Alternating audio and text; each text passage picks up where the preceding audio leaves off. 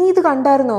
ഈ ഒരു സ്കീം നമ്മൾ ഇൻവെസ്റ്റ് ചെയ്താൽ എന്തായാലും 50% റിട്ടേൺസ് കിട്ടും പോലും. എടി ഇതൊക്കെ കേട്ട് നീ ഇൻവെസ്റ്റ് ചെയ്യാൻ പോലെ. നീ IDCWനെ പറ്റി കേട്ടിട്ടില്ലേ? എന്ത് ABCDയോ? ഓ ABCD അല്ലടി, IDCW, income distribution cum capital withdrawal. നീ മ്യൂച്വൽ ഫണ്ടിൽ ഇൻവെസ്റ്റ് ചെയ്യുമ്പോൾ അവർ നിനക്ക് 2 ഓപ്ഷൻസ് ഓഫർ ചെയ്യും, ഗ്രോത്ത് അല്ലെങ്കിൽ IDCW. എന്താ വ്യത്യാസം?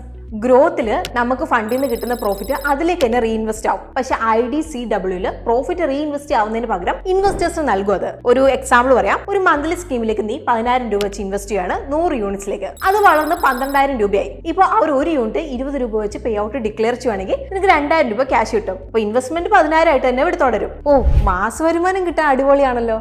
ഈ pay out monthly, quarterly, half yearly അല്ലെങ്കിൽ ആനുവലി ആവാം. പക്ഷേ ഫ്രീക്വൻസി അതുപോലെ ഈ പേയ്മെന്റ് എമൗണ്ട് ഗ്യാരണ്ടീഡ് അല്ല, ഫണ്ടിന്റെ പെർഫോമൻസ് പോലെ ഇരിക്കും. പിന്നെ ഇൻവെസ്റ്റേഴ്സിന് സ്ലാബ് റേറ്റ് അനുസരിച്ച് ഈ പേ ഔട്ട്സ് ഒക്കെ ടാക്സിബിൾ ആയിരിക്കും. അതുപോലെ തന്നെ ഒരു ഫൈനാൻഷ്യൽ ഇയറിൽ 5,000 രൂപയ്ക്കുള്ളിൽ പേ ഔട്ട്സ് ഉണ്ടെങ്കിൽ AMCയിൽ TDS ഡിഡക്ട് ചെയ്യും.